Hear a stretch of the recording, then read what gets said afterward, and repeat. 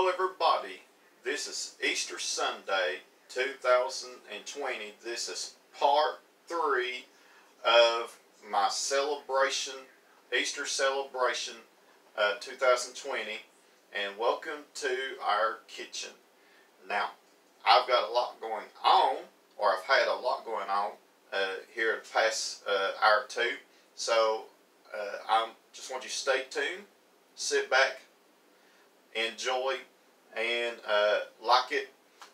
Comments are welcome. And this has been a really good day, really good Easter Sunday. And I'm going to start off by talking about the ham. Now, I love fixing a ham on Easter Sunday, and I like fixing a ham on Christmas as well. Now, this is what I did. Let me take this off so you can see. Now, what I did was, I thought I had a brown sugar cured ham, but I didn't. But I came up with a way to make the glaze, and I'll talk to you here about it in a minute. Now, I purchased this ham. It's a spiral sliced ham. I got it on sale at the store over the weekend, well, on Friday.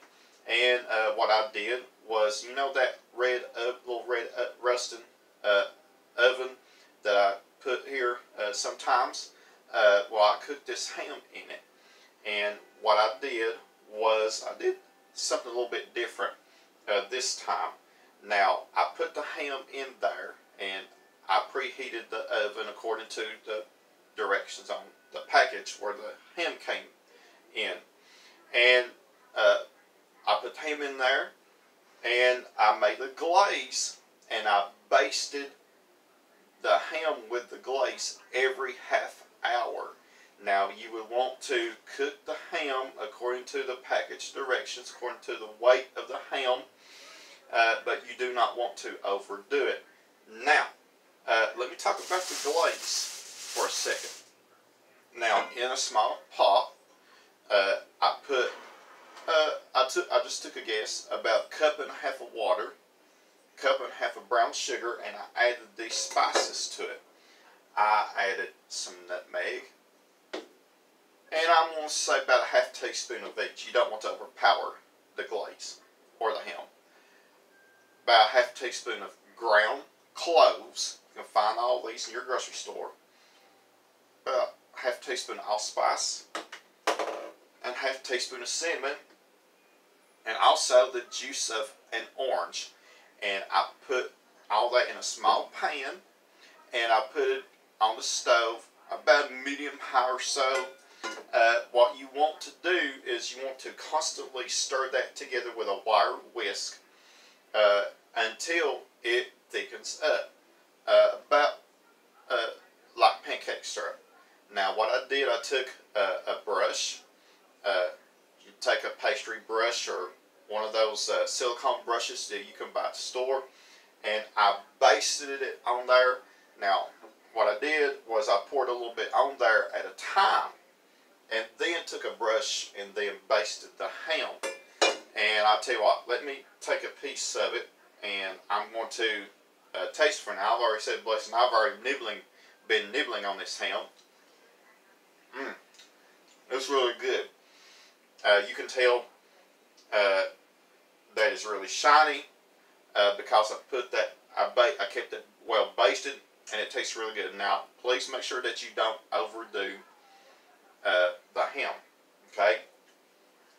Now,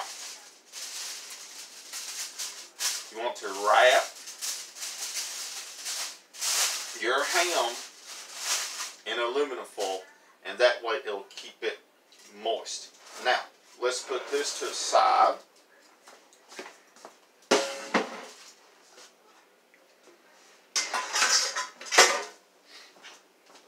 I'm going to talk about pickled eggs. Now, I'll tell you, I love pickled eggs. I've always liked pickled eggs ever since I was a kid. My grandma made really good pickled eggs, but she did it a whole lot different from a lot of people, I think. And I guess some people still make it this. I guess some people make it this way. What I'm about to tell you. Now, I'm the only person in my family, as far as I know, that loves beets, and I love pickled beets. Now, you can find pickled beets at the grocery store like this. They're in the canned vegetable section of your store, or you may know somebody who has a garden and grows beets, and they have jars of pickled beets, and I love them. I mean, I love them. My grandma used to can beets all the time, but she's been gone 15 years, and I miss her so much. And every time that they would eat the beets up, she would reserve the juice from the beets. And so this is what I did. I reserved the juice from the beets, and I just make sure that you boil the eggs first. What you want to do is put your eggs in a pot, run cold water over them, put cold water in a pot, put your eggs on medium, and when it starts boiling, time them for about 12 to 13 minutes, and drain the hot water out, run cold water back in the pot, and I guarantee you that 9 times out of 10, your eggs will be so much easier to peel. Okay? Then, find you a jar. It could be a mason jar, it could be a mayonnaise jar, it could be like this one is a jar that used to have marinara sauce in it. You can use one of those.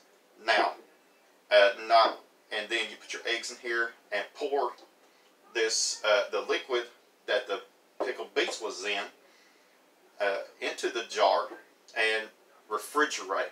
Now, not only this will give your eggs a good color, but they'll taste good if you like pickled eggs. Now, if you don't like pickled eggs, then you just, forget about it. But I like pickled eggs. Okay, so there's some pickled eggs. I'm going to call these Grandma's pickled eggs. Now, my pasta salad. You've seen me make pasta salad several times. But I did something just a little bit different this time. Now, before I put that ham on to cook, now, the ham was fully cooked, so it was ready to eat, but I just reheated it. Now, before I put the ham on, I took 2 pieces of it, and I chopped it up in cubes, and I put it in here, as well as a cup or a half a pack of shredded Italian cheese. And then, if you've seen my other videos, I'm not going to go through it, how to make the homemade ranch dressing. Now, if you want to use Italian dressing, it's totally up to you. You can make this any which way that you want. Now, this is really good. Combine all of it together, and there you go. You've got you some pasta salad with ham in it and some Italian cheese. Now, I want you to stay tuned. There's some more things I'm going to cook for you on this Easter celebration dinner.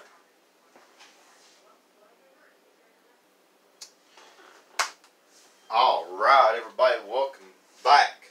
Next thing I'm going to make is sweet tater casserole. Now, this is an easy recipe that I have been making for a long time. Now, sometimes I would go to the store and buy sweet potatoes and peel them and cook them on the stove and drain them and so forth. But this time I'm taking a shortcut, and I'm going to show you how to do that. Now, you go to the store in the canned vegetable section and get 2 big cans of sweet potatoes, or it'll say yams. They're about the same thing to me. Just take 2 big cans of those, and you will want to drain them, drain all the liquid out, because you don't want a runny sweet tater casserole. Now, I got in here in this bowl. I got some butter, and I'm going to add a few more things to it. I'm going to add some brown sugar, and I'll get the brown sugar here in just a minute. I'm going to add some nutmeg. Very important season this well. Ground cloves, allspice,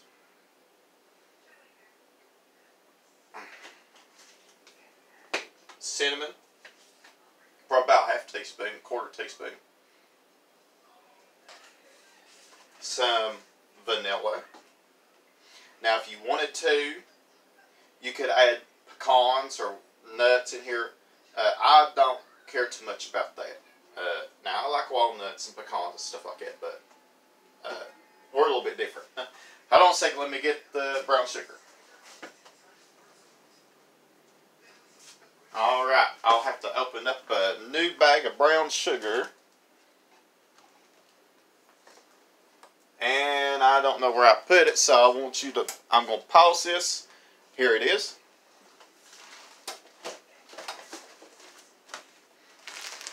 I found the brown sugar. I bought some on Friday. So we need a few tablespoons of brown sugar.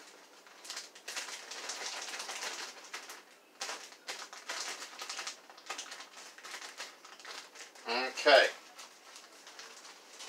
And some milk. Now I want you to notice, I'll say probably about 2 or 3 tablespoons of milk. Notice that I don't have my stand mixer. Well, about a couple of weeks ago, it broke. I had had that mixer for like 13, 14 years. I got it for Mom for Christmas about 13, 14 years ago. And 2 weeks ago, it just broke. So I'll have to break down and get one later on. But I've got my hand mixer. You can use a tater masher. And what you would want to do, well, it would do good if I plug it up. You would start this on low. Because if you don't, you will be wearing it.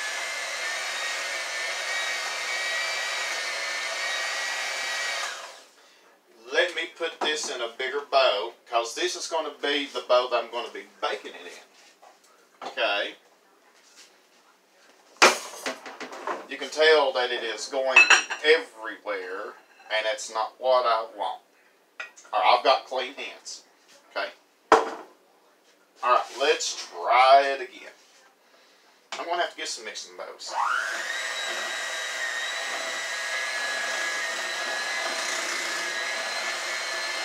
We're going to blend this very, very well. Scraping the sides.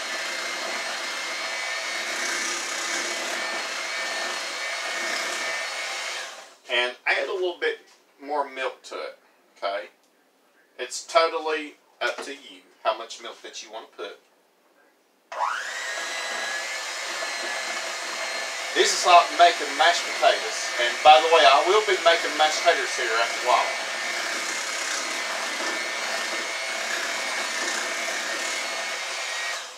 Alright, so I'm going to take this off. Now I've only used this one other time. Okay, I'm going to take that off. I'm going to rinse that off, then beaters off, so I'm going to use so I can use them again. Now let's do it. Try this again. There we go. Much better. Let me get a spoon.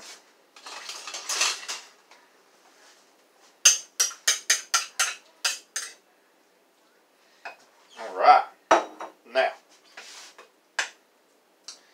there we go. Now, what I'm going to do is I'm going to take some marshmallows.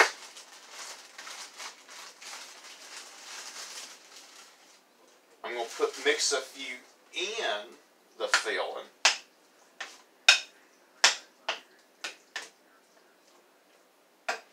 Then I'm going to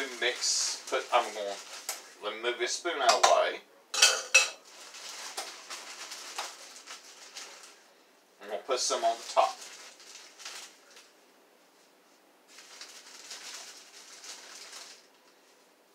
You don't have to put that many on the top. Just totally up to you. Now, This is going to the oven, 350 for about 30 minutes or so, until it is good and golden. The marshmallow's going to be good and golden brown, and it's going to be bubbly. So, I want you to stay tuned. I've got 2 or 3 more recipes I'm going to share with you.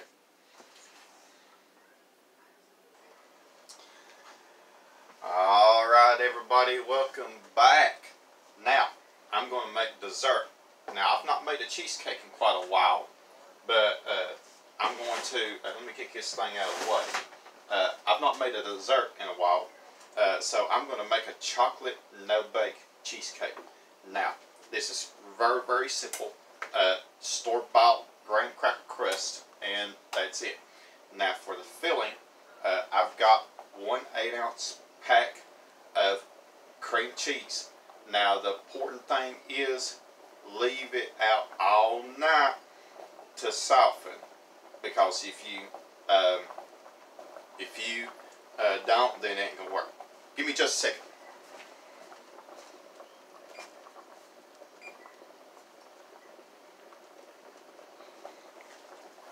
I got the potatoes on to make mashed taters, and I'll let them cook for about 20 minutes. Until that time, I'm going to take care of this. Okay? Now, I'm going to add, I've already got one small carton of heavy cream, and I'm going to use this other one as well. In the dairy section, you'll find heavy cream or whipping cream. So I'm going to open this other one up. I'm going to need 2 cups of it. Okay? Now, I'm going to use a teaspoon of vanilla.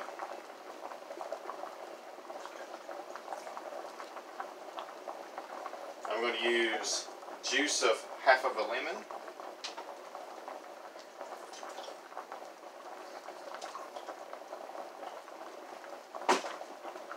Three tablespoons of cocoa. That's where the chocolate comes in.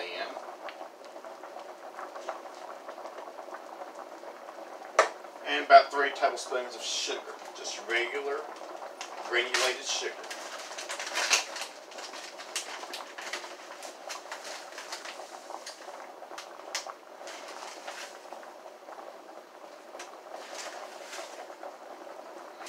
Okay, now with my mixer, I'm going to start on low.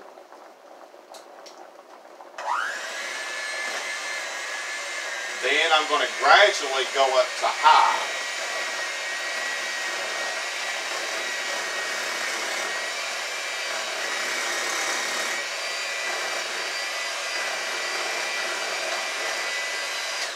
Scraping the bowl as you go along. I tell you, I miss my stand mixer.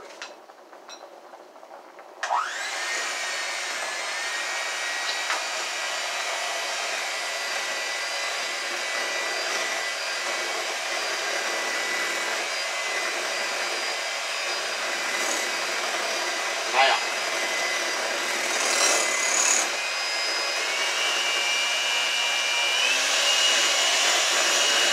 you want to get it as high as you can.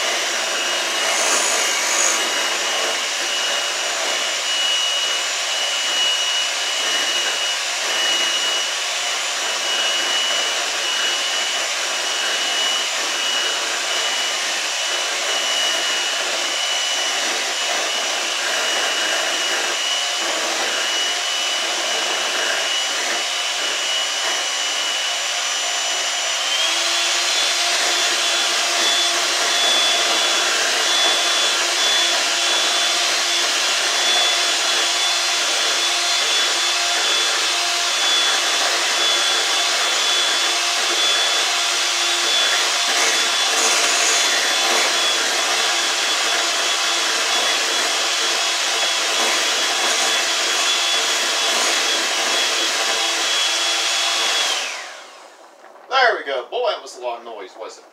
But it's what you want. You don't want to overdo it, though, because it'll turn into butter. You don't want chocolate butter, do you? Surely not. Alright, so stir it up. Make sure everything is well incorporated. We want to put it in our dish.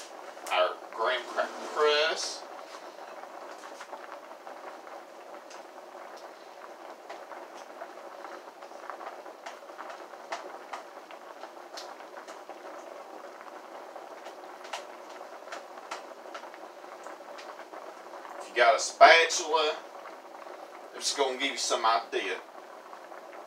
Spoon it out, get your rubber spatula, and scrape all of it out of the bowl, put it in here, and there you go. You have a good no-bake chocolate cheesecake. Alright, I want you to stay tuned. Alright everybody, welcome back. Let me get in the spotlight here. Alright, mashed potato time. Now, you've seen me make mashed potatoes so many times. It's worth showing you again. But I'm going to do it a little bit different. Now, I took my potatoes and I peeled them and cut them up and cooked them for 20 minutes, and they're ready to go. Now, since I don't have that stand mixer anymore, I'm going to use this hand mixer. Now, I'll put the potatoes back into the pot from where they came from, or from where they're cooking. I got some butter in here. I'm going to put some salt,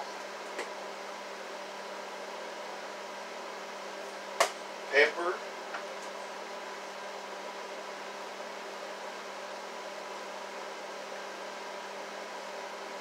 instead of milk, I'm going to use half and half. Now, you'll find this in your dairy section. This is half milk and half cream. And this is really good. Now, you want to shake this well. Then pour some in here. I'll start with a little bit. We'll start on low, like we did with those sweet potatoes.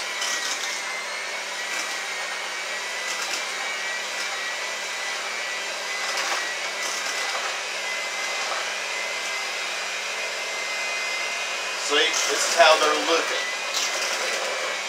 Looks good, don't it? Then we're going to go as far as we can go with it.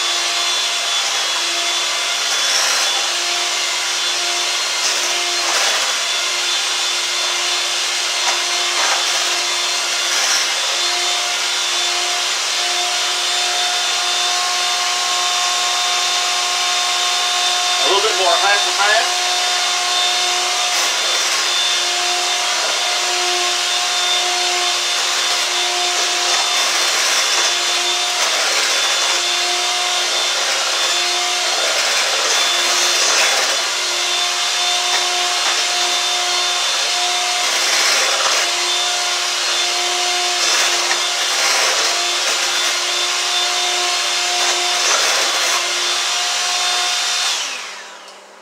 There you go.